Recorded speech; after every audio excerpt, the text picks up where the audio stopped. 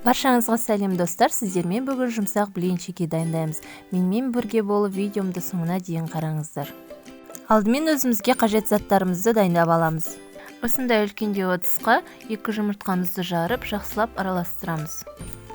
Мен бұл рецепті 2 жұмыртқамен жасадым. Сіздер көбірек жасағыларыңыз келсе, 2 еселеп жасауға болады. Одан кейін 3 ас қасық қантымызды қосамыз, жақсылап араластырамыз. Және де жарты қасық тұз саламыз. Одан кейін 3 ас қасық сұйық май қосып, араластырып шығамыз. Келесі біз алдын ала дайындап алған 200 мл жылы сүтімізді қосамыз. Сүтті міндетті түрде жылытуымыз қажет.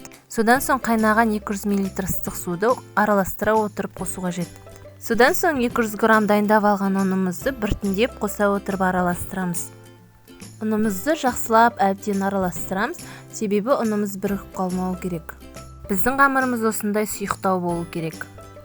Осындай арнайы ыдысымызға май жағып қыздырып аламыз.